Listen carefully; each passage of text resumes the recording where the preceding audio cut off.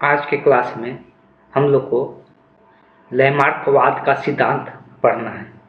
उनके द्वारा क्या क्या बताया गया उसके बारे में हम लोग चर्चा करेंगे। इनका सबसे पहले एज दिया हुआ है 1744 से लेकर 1829 तक ये जीवित थे। जीन बैप्टिस्ट लैमार्क के एक बड़े दार्शनिक, जीववैज्ञानिक और काया विज्ञान शास्त्री थे। ये ही सर्वप्रथम वैज्ञानिक थे जिन्होंने क्रम विकासवाद के एक पूरा विवरण दुनिया के सामने रखे। सर्वप्रथम इसका सिद्धांत नामक पुस्तक में लिखा गया था।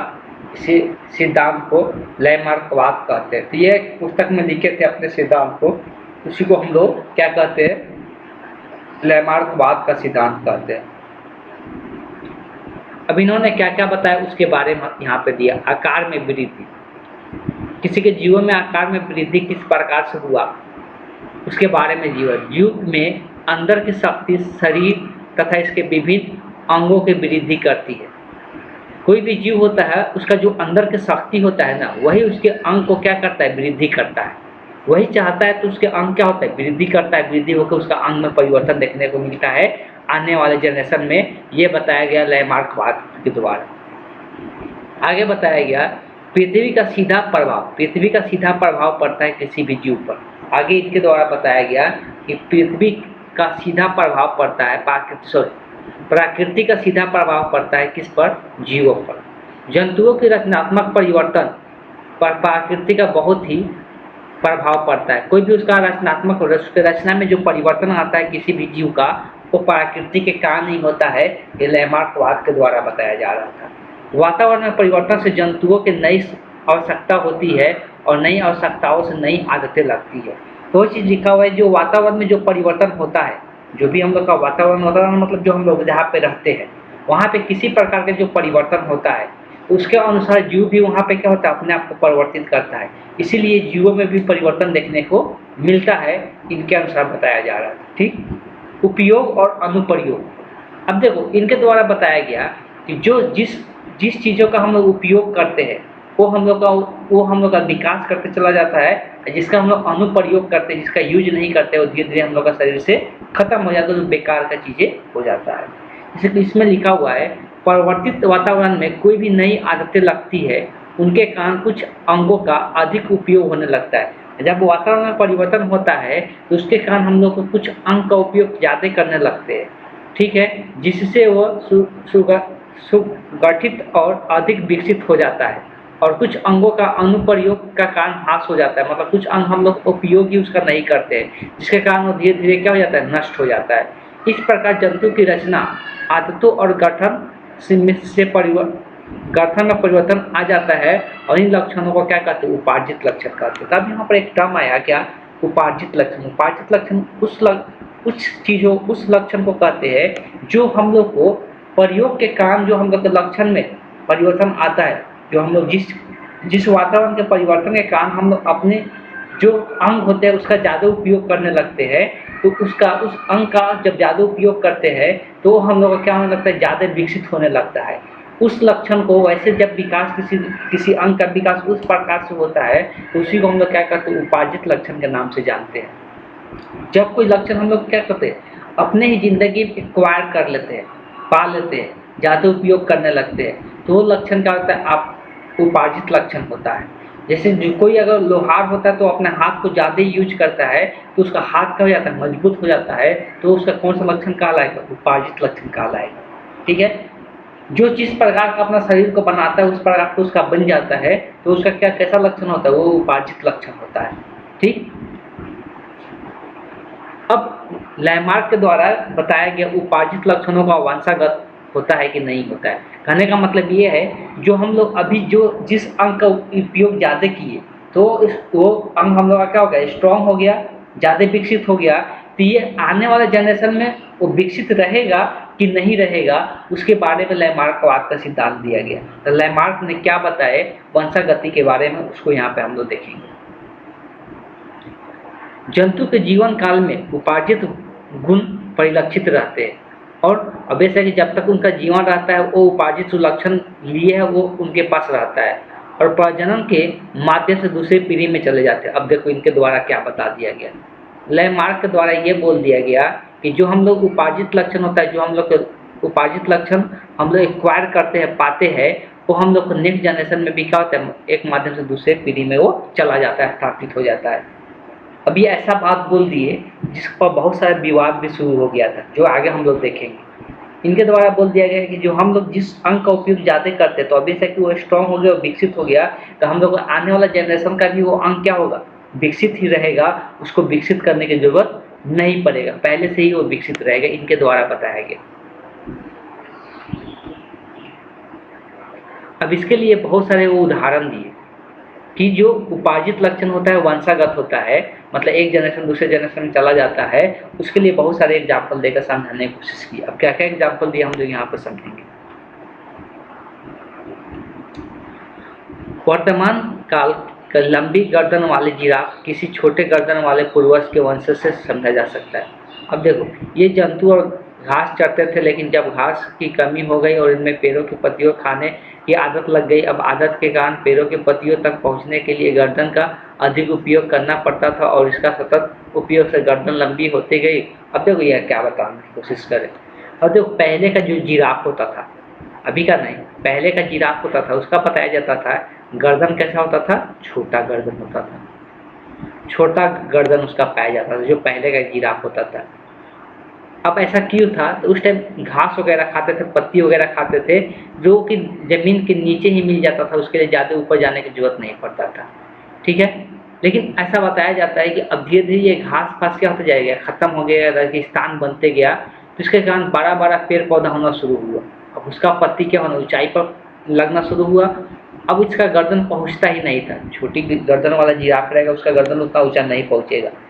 तो ये लोग क्या करना शुरू किया, प्रयास करना शुरू किया, इसलिए उसका खाने का आदत था और प्रयास करते गर्दन क्या करते थे, लमड़ाते थे लोग, और लमड़ा के उसको खाने की कोशिश करते थे। ऐसे ही धीरे धीरे आने वाला वंशज आते गया और धीरे धीरे लमड़ाने की कोशिश करते गया, जिसके कारण इसका गर्दन धीरे धीरे क्या तो बड़ा होते गया। इसीलिए आज के डेट में बताया जाता है कि जिराफ का गर्दन क्या होता है, लंबा होता है। अब ये लैमार्कवाद का सिद्धांत इससे साबित होता है कि हाँ उपार्जित लक्षण जो होता है वो क्या होता है, वंशागत होता है। ये भी उपार्जित लक्षण ही है ना, कि अपने गर्दन का प्रयास किया, प्रयास करते करते अपने गर्दन को क्या कर दी, लंबा कर ली, और धीरे धीरे लंबा होते गया तो बाद में जिराफ का गर्दन क्या हो गया, लंबा हो गया। तो ये उपार्जित लक्षण वंशागत का ये एग्जाम्पल दिए, कौन, तो लैमार्क ने दिए कि ये एग्जाम्पल है वंशागत का, कि उपार्जित लक्षण जो होता है वंशागत होता है। ये पहला एग्जाम्पल है। और एग्जाम्पल देखते हैं क्या बताया जा रहा है। उभयचरों की पूर्वज जलीय मत्स्य थे। जो उभयचर का पूर्वज थे वो कैसा थे, जलीय मत्स्य थे। उभयचर का जो पूर्वज, अब उभयचर किसको बोलते हैं, सबसे पहले ध्यान में रखना है, उभयचर बोलते किसको है, तो वैसा जो जो क्या होता है, जल और स्थल दोनों पे रहते हैं, जल और स्थल दोनों पे रहते हैं। तो बताया जाता है कि जो उभयचर जंतु है उसका जो पूर्वज थे वो कौन थे, जलीय मत्स्य, जो मछली में पानी रहता है, उसी से उभयचर का निर्माण हुआ है। उसी से किसका, उभयचर का निर्माण हुआ है। इनमें कुछ ने जमीन पर रेंगना शुरू किया। इनके द्वारा बताया गया कि जो मछली था, जो जल में रहता था, ये मछली पहले कुछ जमीन पर रेंगना क्या कर दिया, जमीन पर रेंगना शुरू किया।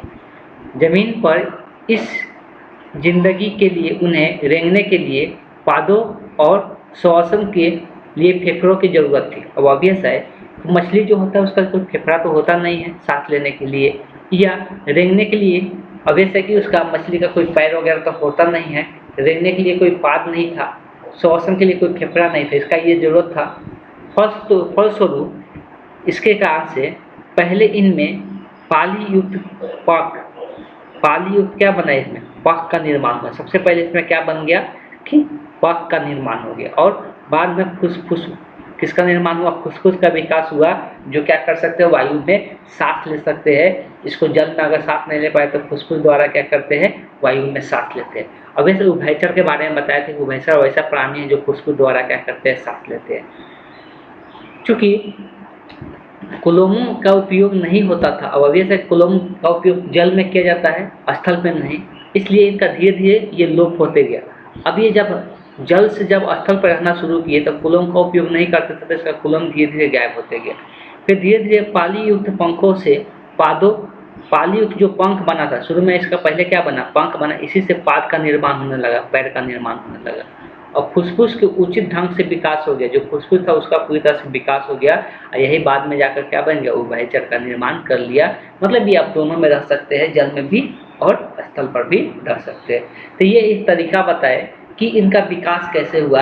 तो ये अपने आप को पहले उस प्रकार से ग्रोथ किए, कहने का मतलब जल से बाहर निकले, जल से बाहर निकलने के बाद उसको, अब जल में तो ऐसे तैरता था मछली, अब बाहर निकल तैरेगा तो नहीं ना, उसको चलने के लिए पैर चाहिए, तो पैर का फिर विकास धीरे धीरे हुआ, और उसको अभ्यास है कि सांस लेने के लिए फुसफुस चाहिए या फेफड़ा चाहिए, तो उसमें क्या होगा, फुसफुस का निर्माण हुआ कि वायु से वो श्वसन कर सके। इसलिए जल में तो जल के पानी से कोलोन द्वारा सांस ले लेते हैं, ठीक, इस प्रकार से क्या हुआ, फुसफुस का निर्माण हुआ।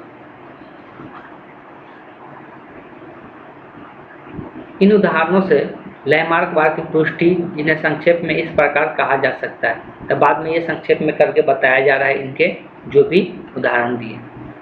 इसका मतलब वही हो गया कि कोई भी अंग का अगर हम लोग उपयोग करना शुरू करते तो उससे हम लोग का एक नया अंग का निर्माण हो जाता है। जब हम लोग कोई चीज़ को कोशिश करते तो उससे हम लोग एक शरीर में नया अंग बन जाता है। जैसे मछली था, इनके द्वारा मछली जब बाहर निकला तो उसको हम लोग पैर की आवश्यकता पड़ा, तब पैर उसका बन गया, और धीरे धीरे जब पैर बना तो उसको सांस लेने के लिए क्या, फुसफुस की आवश्यकता पड़ा, तो फुसफुस का निर्माण हो गया। और जब वो बाहर निकलने लगा तो उसको कोलोन का कोई यूज नहीं हो रहा था। कोलोन का कोई यूज नहीं होता, कोलोन क्या होता था, मछली में पाया जाता है जो सांस लेने में मदद करता है पानी में, ठीक, तो उसका उपयोग नहीं होता, उसका धीरे धीरे वो क्या हो गया, खत्म हो गया। तो ये जितना आदत पर डिपेंड करता है। हम लोग उपार्जित लक्षण, जो लक्षण हम लोग अर्जित करते हैं तो उसको हम लोग उपार्जित लक्षण कहते हैं, और ये धीरे धीरे एक जनरेशन दूसरे जनरेशन में फैलते जाता है। यही इनका उदाहरण का निष्कर्ष निकलता है। अब लेकिन जैसे ये सब चीज़ें बताए, अब इनका आलोचना भी शुरू हो गया। अभी आलोचना का मतलब क्या होता है, आलोचना का मतलब होता है कि ये जो बताया उनको गलत साबित करने की कोशिश करने लगा। लोग एग्जाम्पल दे दे के गलत साबित कर रहे थे, ये जो बोल दिए वो सही नहीं है, बहुत सारे केस में ये गलत थे, उसके लिए बहुत सारे लोग एग्जाम्पल देना शुरू कर दिए। अलग अलग क्या क्या एग्जाम्पल दिए हम लोग उसको थोड़ा बहुत देख लेते हैं, जो इसमें इम्पोर्टेंट है उसको भी देख लेते हैं। इसमें अलग अलग क्या क्या शुरू किया गया एग्जाम्पल देखो। उनको जो लक्षण बताए थे उपार्जित लक्षण होता है, वो अवंशागत होता है, तो वैसे बहुत सारे एग्जाम्पल देना लोग शुरू कर दे, बोले कि ऐसा कहाँ हो रहा है, ठीक, तो उसी को हम लोग बोलते हैं आलोचना। कहने का मतलब जो लैमार्क का सिद्धांत दिए वो सबके लिए वैलिड नहीं था, लेकिन कुछ केसेस में वो जो दिए एग्जाम्पल वो भी सही दिए अपने जगह पर, ठीक। तो यहाँ पे देख लेते हैं विकलांगीकरण का एक एग्जाम्पल दिया गया। एक मनुष्य जिसकी एक टांग कटी होती है, उसकी संतान के दोनों पैर होते हैं। अब देखो, जिस मनुष्य का एक पैर तक का कटा हुआ तो एक ही पैर का उपयोग कर रहा है, एक पैर तो उसका है नहीं, तो ये इसका क्या कहलाएगा, उपार्जित लक्षण कहलाएगा। इसका मतलब इसके आने वाला जो जनरेशन होगा उसका भी एक ही पैर होना चाहिए, लेकिन ऐसा होता नहीं है। इसका मतलब लैमार्क का सिद्धांत जो दे रहे थे वो क्या हो रहा है, गलत साबित हो रहा है इस केस में। बात समझ में आया। एक और प्रयोग करके बताया गया। अब चूहे का क्या कर दे रहा था, चूहे का पूंछ काट दिया जा रहा था, उससे नेक्स्ट जनरेशन उसका जब बन रहा था तो उसका पूंछ फिर से आ जा रहा था। ऐसे बार बार दोहराया गया, लेकिन ऐसा हो नहीं रहा था। इसका मतलब ये भी यहाँ पर भी साबित हो गया कि ये उपार्जित लक्षण जो है वंशगत नहीं है। कहने का मतलब चूहे का जन्म लेते उसका पूंछ काट दे रहे, तो अपना पूरा जीवन बिना पूंछ का वो बिता रहा है, तो उसका आने वाला जनरेशन भी क्या होना चाहिए था, बिना पूंछ का पैदा होना चाहिए था, लेकिन ऐसा हो नहीं रहा था। तो इसका यहाँ पर भी ये क्या हो रहे थे, गलत साबित हो रहे थे, ठीक। इस प्रकार से बहुत सारे एग्जाम्पल दिया गया और इसका क्या आलोचना किया गया, ठीक। इनका क्या किया गया, अब इसमें लिखवा नहीं रहे इसलिए कि ये लंबा लंबा टॉपिक है, इस प्रकार से याद रखना पड़ेगा। लास्ट में दोनों में अंतर जो पूछता है उसको हम लास्ट में लिखवा देंगे, ठीक। तो ऐसे बहुत सारे एग्जाम्पल दिया गया और इनका आलोचना किया गया। तो यहाँ पर हम सबका बात नहीं करेंगे, एक दो और यहाँ पर देख सकते हैं। एक यहाँ पर चूहिया पर सम्मरण का प्रयोग किया गया। सम्मरण 1990 में प्रदर्शित किया कि गर्म तापमान पर रखी गई चूहियों में ठंडी परिस्थिति में पाली गई चूहियों की अपेक्षा पूंछ और कान लंबे थे। उन्होंने यह भी प्रदर्शित किया कि दूसरी पीढ़ी में भी ये लक्षण प्रकट हुए और उन्होंने लैमार्क, अब देखो ये क्या सम्मरण जो थे ये लैमार्कवाद के सिद्धांत का समर्थन थे। मतलब ये आलोचना नहीं कर रहे थे, ये समर्थ दे रहे थे कि वो जो बोल रहे सही बोल रहे। अब इन्होंने किस प्रकार का प्रयोग किया, कुछ चूहे को गर्म तापमान में रखे, मतलब जहाँ का टेम्परेचर ज़्यादा हो, और कुछ चूहे को ठंडे वाले तापमान की जगह पर रखे। अब दोनों में क्या देखने को मिला, जो ठंडे वाला परिस्थिति में पाली गई थी उसका पूंछ और कान क्या हो रहा था, लंबे हो रहा था, और उसका नेक्स्ट जनरेशन में भी जो आ रहा था उसका पूंछ और कान क्या हो जा रहा था, लंबा हो जा रहा था। इसका मतलब दोनों में अंतर आने लगा, वातावरण में परिवर्तन के कारण ये उपार्जित लक्षण जो है ये वंशगत हो रहा था। तो यही चीज़ बताया कि सम्मरण ने बताया कि जो लैमार्क बता रहे हैं वो सही बोल रहे हैं, उपार्जित लक्षण जो होता है वो वंशगत होता है। ठीक,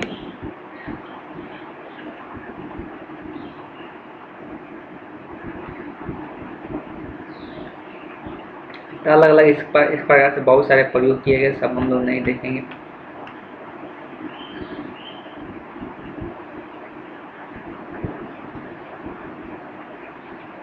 अब यहाँ पे जो इम्पोर्टेंट है उसी को यहाँ पर डार्विनवाद का सिद्धांत है।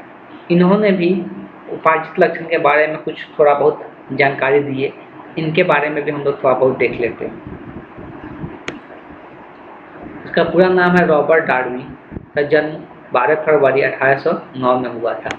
उन्होंने एडिनबरा में चिकित्सा शास्त्र का अध्ययन किया था, लेकिन बाद में ये चिकित्सा शास्त्र को छोड़कर एक गिरजाघर में काम करने के लिए कैम्ब्रिज स्नातक किए, और वे प्राकृतिक प्रेमी थे, प्रकृति से उनको बहुत लगाव था। जब उन्होंने समावेशन में के लिए HMS बीगल नामक जहाज पर संसार यात्रा करने का अवसर मिला। अब इन्होंने एक जहाज का नाम दिया हुआ है HMS, इस पानी वाला जहाज था। ठीक, इसी पर ये यात्रा करना शुरू किया अपना, इनको यात्रा करने का मौका मिला। ये जहाज पर कितना साल यात्रा की ये भी देख सकते हैं, 5 साल ये जहाज पर यात्रा किए। 1931 से 1936 तक इस जहाज के दौरा किए और पौधों की विभिन्न व्याख्या करने, मतलब अलग अलग जगहों पे जा रहे थे, अलग अलग जगहों पे जाकर वहाँ का अलग अलग पौधे का व्याख्या कर रहे थे। 1938 में उन्होंने TR मैथल्स का एक लेख पढ़ा। मैथल्स का कथन था कि जीव संख्या की गुणोत्तर श्रेणी में और खाद्य की समांतर श्रेणी में वृद्धि होती है।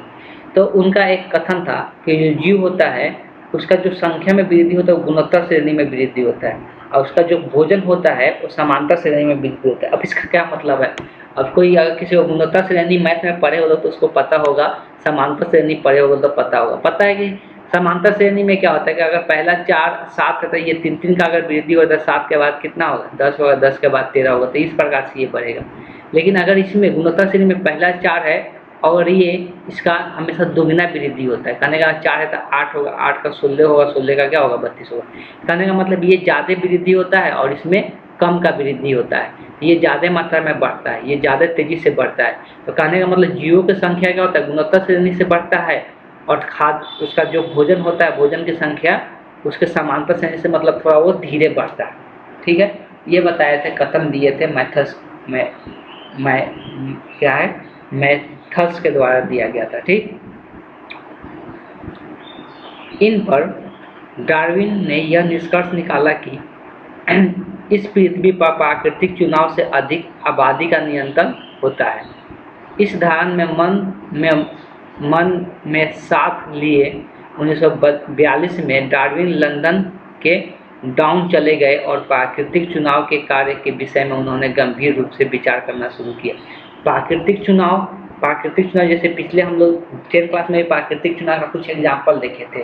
जैसे अगर किसी को याद होगा, एक हम लोग एग्जाम्पल देखे थे क्या था कि वहाँ पर कीट जो रहता था वो सबके सब पहले कैसा कलर का था, शायद हरा कलर का था, और बाद में वहाँ पे ज़्यादातर कीट कैसा कलर का हो गया, लाल कलर का हो गया। तो ये प्राकृतिक का चुनाव था, वहाँ पे हम लोग देखे थे, तो इसी को प्राकृतिक चुनाव दिए थे। तो प्राकृतिक चुनाव पर ही ये विचार किए थे कौन, डार्विन। ठीक है, ये कब से करना शुरू किया था? 1842 से। अंत में उन्होंने अपने विचार अपने पुस्तक में लिखा। तो उन्होंने एक पुस्तक लिखा, डार्विन द्वारा एक पुस्तक लिखा गया। ये भी कभी कभी अब ऑब्जेक्टिव क्वेश्चन में पूछा जाता है तो याद रखना है, द ऑरिजिन ऑफ स्पीशीज के नाम से एक पुस्तक ये लिखे थे डार्विन। ठीक है। 1858 में उन्होंने एफ्लेड रसेल वेसल 1822 से 1913 का क्रम विकास के विषय में लिखा। अब देखो एक और किताब लिखी जो जिसमें क्रम विकास के बारे में उन्होंने लिखा। डार्विन ने देखा कि वेसल के विचार वही थे जिन्हें way the origin of species में व्यक्त कर चुके थे। तो ये देखिए, ये ऑरिजिन ऑफ स्पीशीज में व्यक्त किए थे और वही सेम चीज़ लिखा हुआ था। वेसल एक पुस्तक था, उसमें ये लिखा हुआ था। वेसल एक साइंटिस्ट थे, वो अपना पुस्तक लिखे थे, तो उनका जो विचार था तो दोनों का विचार मिल रहा था। पहले तो डार्विन ने वेसल के लेख के प्रकाशित करने का विचार किया, परंतु हुकर और लायर नामक दो मित्रों ने उन्हें ऐसा करने से माना कर दिया। तो उनका दो मित्र था, हुकर और लायर। उन्होंने कहा ना, उनका विचार अभी मत अब छापिए। उन्होंने ऐसा करने से माना कर दिया। 1 जुलाई 1858 को लंदन के लिए लिनियन सोसाइटी के सामने डार्विन और वेलेस का सहलेख पढ़ा गया। इसके बाद 1859 में द ऑरिजिन ऑफ स्पीशीज नामक पुस्तक प्रकाशित हो गया। मतलब ये अपना पुस्तक जो लिखे थे वो प्रकाशित कर दिया 1859 में, द ऑरिजिन ऑफ स्पीशीज। डार्विनवाद या प्राकृतिकवाद का चुनाव में निम्नलिखित बातें क्या क्या बताया गया उसके बारे में दिया हुआ है। तो पहला बताया गया विभिन्नता की सर्वव्यापकता। अब इसमें क्या बताया गया थोड़ा सा देख लेते हैं हम लोग। किसी भी जाति को कोई दो व्यक्ति समरूप नहीं होते हैं, किसी न किसी रूप में उनका फर्क होता ही है। कुछ विभिन्नताएं उपयोगी और कुछ अनुपयोगी होता है, और उपयोगी विभिन्नताओं वाले अस्तित्व संघर्ष में जीवित रहने के लिए अधिक समर्थ होते हैं। अब देखो, किसी भी जाति को ले लो, इंसान एक जाति है, बिल्ली एक जाति है, कुत्ता एक जाति है। तो कोई अगर दो उसमें एक ही जाति का अगर दो जीव को अगर कंपेयर कर देंगे तो किसी न किसी तरीका से वो क्या तो उसमें विभिन्नता देखने को मिलता है। जैसे दो भाई भी होते हैं तो उनमें क्या होता है, विभिन्नता देखने को मिलता है। तो किसी न किसी तरीका से उनमें विभिन्नता देखने को मिलता है। और वो विभिन्नता जो देखने को मिलता है वही विभिन्नता जो अगर जो उपयोगी होता है, जो उपयोग करते हैं वो संघर्ष करके वो जीवित रहते हैं, और जो उपयोग नहीं करते वो क्या होता है, धीरे धीरे वो नष्ट हो जाते हैं। ऐसा भी देखने को मिलता है। प्रगुणन की तेज दर आगे दिया हुआ है। प्रगुणन की तेज दर, जंतु गुणोत्तर अनुपात में प्रजनन करते हैं। अब देखो, जंतु जो प्रजनन करते हैं, प्रजनन मतलब नए जीवों का निर्माण करना, बच्चे का जन्म देना, वो गुणोत्तर के अनुपात में प्रजनन करते हैं। मतलब ज़्यादा मात्रा में प्रजनन करते हैं, बहुत तेजी से ये प्रजनन करते हैं।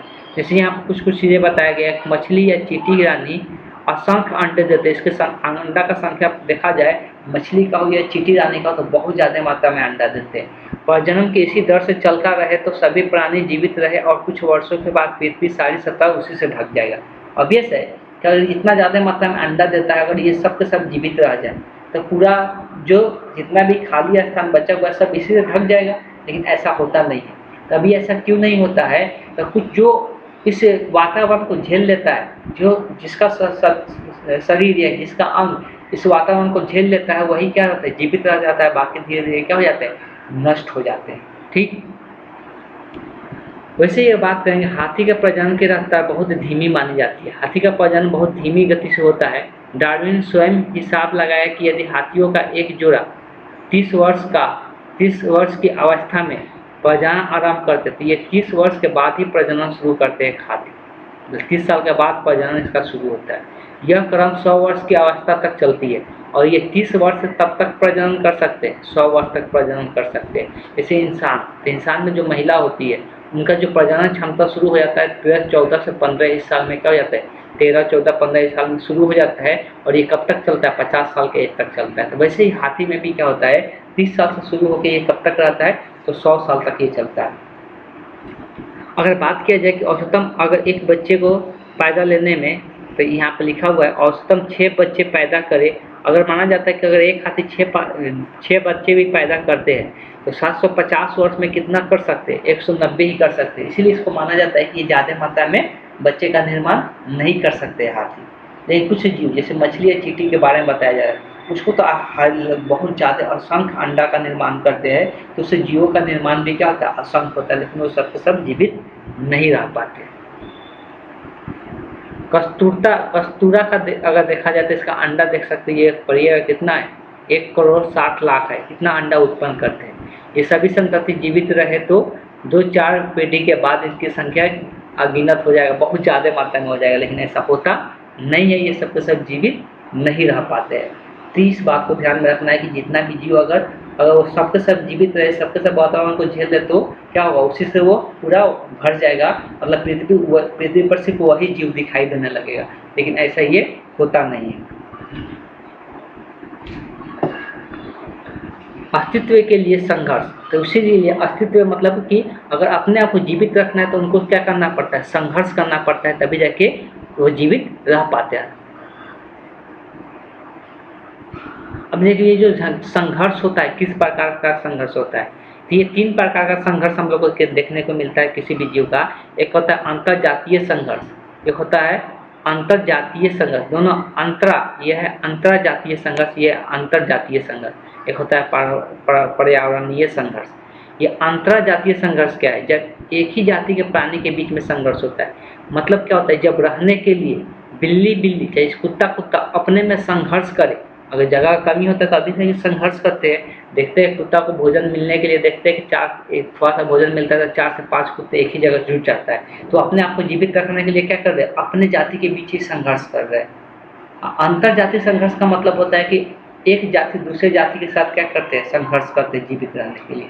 ऑब्वियस है कि एक जाति दूसरे जाति को नष्ट पहुंचाते हैं, खाते हैं, खाकर अपने भोजन प्राप्त करते हैं, तो उससे बचने के लिए वो अपने आप को संघर्ष करते हैं।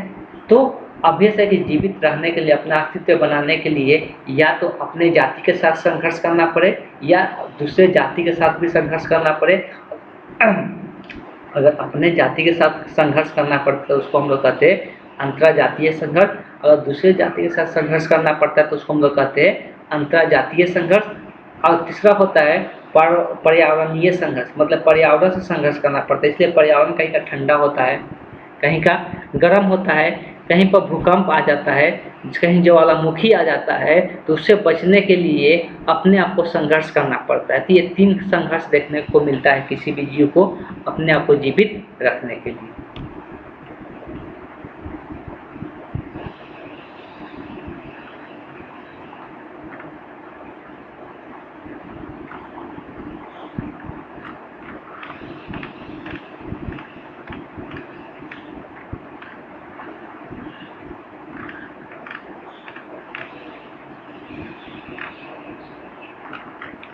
ले यहाँ तक देख लेते हैं जो इम्पोर्टेंट है। तो ये सब बता रहे थे, किसके, डार्विन द्वारा बताया जा रहा था कि डार्विन किसी भी जीव को जीने के लिए यहाँ पर क्या क्या चीज़ों की आवश्यकता पड़ता है और क्या क्या चीज़ों से संघर्ष करना पड़ता है। जो इम्पोर्टेंट चीज़ है उसको हम लोग यहाँ पर देखेंगे। अब इसका थोड़ा सा देख लेते हैं। ये प्राकृतिक चुनाव ही होता है जिस कारण से अलग अलग जीव जीवित रह पाते हैं। अब यहाँ पर डार्विनवाद का भी आलोचना हुआ। आलोचना किस प्रकार से हुआ तो उसको थोड़ा बहुत हम लोग देख लेते हैं। डार्विन के प्राकृतिक चयनवाद इतना स्वाभाविक और इतनी अच्छी तरह सम्मिलित था कि अधिकांश वैज्ञानिक ने उनको अपनी मान्यता प्रदान कर दी। उन्होंने मतलब बहुत सारे साइंटिस्ट बोल दिए कि हाँ ये जो बोल रहे हैं सही बोल रहे हैं, लेकिन कुछ साइंटिस्ट तो होते ही है जिसको उनका आलोचना करेंगे। तो निम्नलिखित आपत्तियाँ भी दर्शाया गया था, 2 आपत्तियाँ दर्शाया गया था जो यहाँ पर निम्नलिखित दिया गया। पहला आपत्ति दर्शाया गया था व्यक्तिगत विभिन्नताओं का स्रोत क्या है। जो व्यक्तिगत हर एक व्यक्ति एक दूसरे से अलग है, उसका स्रोत क्या है, वो ऐसे कैसे हो जाते हैं, वे विभिन्नताएं कैसे आती है, जिनका डार्विन ने जिक्र किया था, किस प्रकार उत्पन्न होती है, इसका संतोषजनक उत्तर डार्विन नहीं दे पाए थे। अब ये जो अंतर बताए थे कि एक ही जाति के अगर 2 जीव होते हैं तो दोनों में अंतर देखने को मिलता है, कुछ ना कुछ उसमें अंतर होता है, लेकिन ये अंतर क्यों होता है इसके बारे में वो क्या स्पष्ट नहीं कर पाए थे। लेकिन बाद में ऑब्वियस है कि इसका पता चला था कि ये किसके कारण से होता है, जिन के कारण होता है। हम लोग भी देखे थे कि एक ही घर में अगर 2 भाई है तो उनके भी कुछ ना कुछ उसमें अंतर देखने को मिलता है, तो जीनी परिवर्तन के कारण है, जिन में थोड़ा सा अंतर होने के कारण ऐसा देखने को मिलता है। तो ये चीज़ हम लोग पहले भी देखे थे। आगे प्राकृतिक चयन और डार्विन के स्पष्टीकरण के संबंध में आलोचना कहना था कि यदि प्राकृतिक चयन जीवों को केवल कायम रखने में और छांट देने में ही सीमित है तो नए जीव की उत्पत्ति के लिए, अब देखो एक और सवाल उठ गया कि ये बोल रहे थे कि चलो ठीक है कि कुछ जीव प्राकृतिक चयन ही करता है कि मतलब इस जीव को जीवित रखना है, इस जीव को जीवित नहीं रखना है, वो प्राकृतिक पर निर्भर करता है। तो वहाँ का वातावरण क्या है उसके हिसाब से कुछ जीव जीवित रह जाते हैं, कुछ जीव नष्ट हो जाते हैं। लेकिन इन्होंने ये चीज़ को नहीं समझा पाए थे कि फिर नए जीवों का निर्माण किस प्रकार से हो जाता है। उसमें तो वही जीव हो रहा था, नए जीवों का निर्माण किस प्रकार से हो जाता था इसके बारे में ये चर्चा नहीं कर पाए थे, इसके कारण से इनका आलोचना हुआ था। अब देखो ये तुलना करने के लिए बहुत बार पूछता है, लैमार्कवाद का सिद्धांत और डार्विनवाद के सिद्धांत में तुलना करने के लिए बहुत बार पूछता है। तो ये टेबल को लिखना है सभी को, ये टेबल को लिखना है सभी को, ये नोट डाउन करना है कॉपी में, दोनों में तुलना करना है। तुलना में जो हम लोग पढ़ चुके हैं वही चीज़ यहाँ पर दिया हुआ है, फिर से यहाँ पर एक बार पढ़ के बता देते हैं। लैमार्क का मत था कि जिराफ का पूर्वजों का गर्दन क्या छोटा होता था, बाद में ये क्या हो गया, उसका पत्तियों ऊंचाई पर पत्ती को खाने के लिए उसका लंबा जिराफ का गर्दन लंबा होते गया। किंतु डार्विन का मत था कि जिराफ पूर्वजों की गर्दन की लंबाई भिन्न भिन्न थी, लेकिन डार्विन बोल रहे थे कि जब जिराफ उत्पन्न हुआ था तो किसी का लंबा था किसी का छोटा था, इसीलिए बाद में जो प्रकृति का चयन हुआ जिसमें क्या होगा, लंबे गर्दन वाले जिराफ बच गए और छोटे गर्दन वाले जिराफ नष्ट हो गए। लैमार्क ने कहा कि बाद के वंशजों के जिराफों के गर्दन लंबी होती गई और पूर्वज भोजन पूरे पत्तियों में पहुंचकर चेष्टा करते गए। तो वही इनके द्वारा बोला गया कि गर्दन लंबा होते गए, लेकिन इनका इसमें विपरीत मत था। प्रतिस्पर्धा एवं प्राकृतिक चयन, ये वही चीज लिख रहे हैं कि प्राकृतिक चयन के कहाँ प्रतिस्पर्धा होने लगा, मतलब कंपटीशन चलने लगा लंबा गर्दन और छोटा गर्दन में। तो वहाँ पे लंबा गर्दन वाला कंपटीशन में आगे निकल गया, छोटा गर्दन वाला आगे नहीं निकल पाया, तो इसलिए वो नष्ट हो गया। उसको प्राकृतिक क्या कर दिया, नष्ट कर दिया।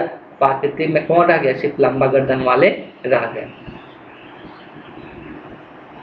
तो ये तीसरा भी लिखा हुआ है, तो तीसरा उसी प्रकार से लिखा हुआ है, तीनों लिख लेना है ठीक, और इसको ध्यान में भी रखना है, ये पूछा भी जाता है।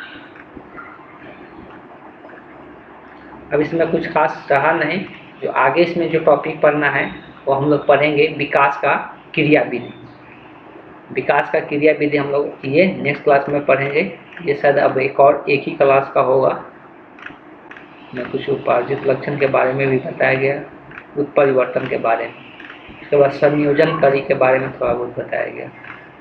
तो ट्राई किया जाएगा, अगर एक क्लास में ख़त्म हो जाएगा तो कर देंगे, 2 क्लास हो सकता है इसका। हाँ ज़्यादा है अभी, ये 2 क्लास जैसे भी लगेगा, इसका भी 2 क्लास लगेगा इसको ख़त्म होने में। तो आज का क्लास हम यहीं पर एंड करते हैं।